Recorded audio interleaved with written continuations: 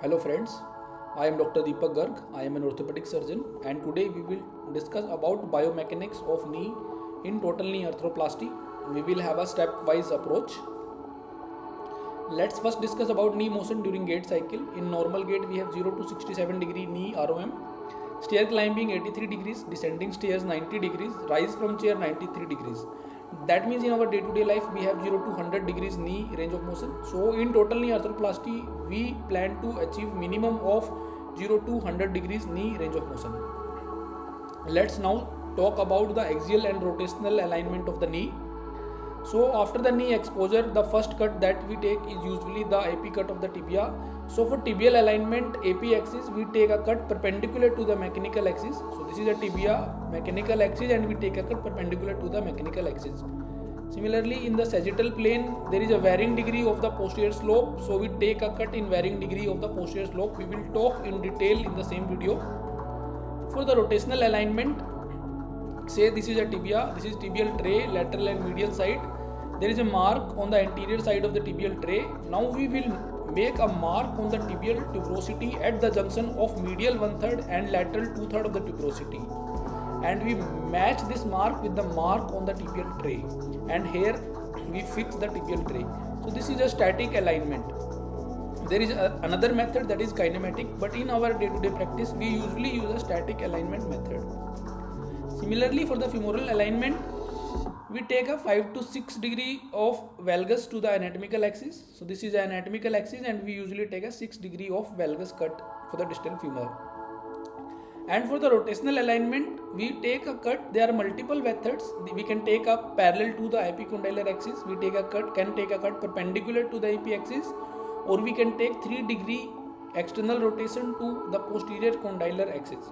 So why we take all these cuts in this manner, we will discuss in detail. But somehow if we put any of the component in malalignment, then that may lead to tibiofemoral instability, patellar fractures, knee stiffness, accelerated polyethylene wear or implant loosening. So let's now start with the normal anatomical angles between the axis of the femur and tibia. So if we talk about the vertical axis of the body and the mechanical axis of the tibia, so the vertical axis is 3 degree varus to the mechanical axis of the tibia. So now what is the implication? So this is a mechanical axis of the tibia. Now if we draw a line joining the articular surface of the tibia, medial and the lateral articular surface. Now if we draw an angle between the medial side of the articular surface line and the mechanical axis, this is called medial proximal tibial angle. And the value of this angle is not 90 degrees, it is 87 degree. So that means it is the medial side of the tibial articular surface is lying lower side as compared to the lateral articular surface of the tibia. Now when we will take a cut, we will take a cut perpendicular to the mechanical axis. So that means the lateral side of the tibia we will be cutting more as compared to the medial side. So we are cutting 3 degrees more on the lateral side. So similarly, if we talk about the femur, the angle between the anatomical and the mechanical axis is around 6 degree. So if this is a anatomical axis, this is a mechanical axis, the angle between the two axes is around 6 degrees. Similarly, the angle between the vertical axis and mechanical axis is 3 degrees. So if this is a vertical axis, this will make an angle of around 3 degree with the mechanical axis. Now this is the line joining the articular surfaces of the femur. Now if we draw an angle between the articular surface line and the mechanical axis on the outer side, so this is called lateral distal femoral angle. And the value of this angle is again not 90 degree, it is 87 degree. That means the lateral side of the femur is lying at a higher level as compared to the medial side of the femur. So, but when we take a cut, we will take a cut perpendicular to the mechanical axis. So when we will take a cut perpendicular to the mechanical axis, we will be cutting more on the medial side. So the medial side of the femur will be cut more as compared to the lateral side.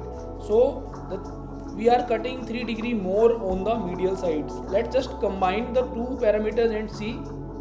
So we are cutting tibia 3 degree more on the lateral side, we are cutting femur 3 degree more on the medial side. So this is how we get a rectangular gap, and this is the rectangular extension gap. Now let's look at the rotational alignment of the components. Now because we are taking a cut in the tibia perpendicular to the mechanical axis with varying degree of posterior slope, and we are not cutting the tibia anatomically correct position, we are actually cutting 3 degree more on the lateral side. Now imagine the posterior side of the tibia when the knee is in flexion, so the femoral condyle is in contact with the posterior part of the tibia, so it will have a tight flexion gap on the medial side. So this is a tibial mechanical axis, we are cutting perpendicular. This is a sagittal axis, we are cutting on a slope. Now imagine the posterior side. When the femur is in contact with the posterior part, there will be a tight flexion gap. So now just for our imagination, if we want to understand the rotation of the femur, say we cut the medial part more. If we are cutting the medial part more, that means we are cutting in the external rotation. So similarly, if we are cutting more on the lateral part of the femur, that means we are cutting the femur in the internal rotation, which is not acceptable. We will never cut the femur more in the internal rotation. So with this understanding, let's discuss about the rotational alignment of the femur. So by now we know when in the flexion stage with the tibial cut perpendicular to the mechanical axis, there is a tight gap on the medial side in flexion. So we will have to achieve a rectangular gap in flexion also. So we have to cut more femur on the medial side. That means we will have to do external rotation. Now we know that we have cut tibia 3 degree more on the lateral side, that means 3 degree less on the medial side. So we will rotate the femur by 3 degree externally to achieve a rectangular flexion gap. So this is a concept of 3 degree rotation. Now how will you achieve this 3 degree of external rotation? So we will be able to achieve this 3 degrees of external rotation if we place the posterior femoral condyle parallel to the epicondylar axis or perpendicular to the AP axis, or 3 degrees external rotation to posterior condylar axis. So usually the parameter that we usually take in our practice is a posterior condylar axis. So we always set our guide in at least 3 degree of external rotation, so that we will be cutting in 3 degree of external rotation to the posterior condylar axis, so that the medial side will not be tight and we will be able to achieve a rectangular flexion gap.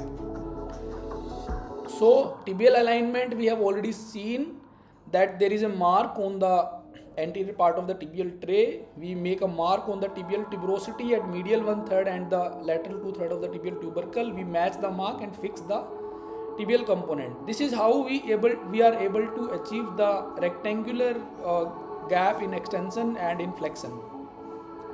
So this was about broadly the kinematics and biomechanics of the knee in total knee arthroplasty. Let's now discuss about the cruciate retaining and the posterior stabilized knees. In cruciate retaining implant, we can see there is no post and cam mechanism, and there is a place for the PCL. Similarly, in the posteriorly stabilized knee, we can see that there is a place for the post and cam mechanism, and PCL we will cut. Whereas in cruciate retaining, we keep a space for PCL. So if we talk about the posterior cut, we said that we will cut the tibia in a varying degree of the posterior slope. So the posterior slope that we take in a CR knee, cruciate retaining knee, we aim for a slope of 5 to 7 degrees.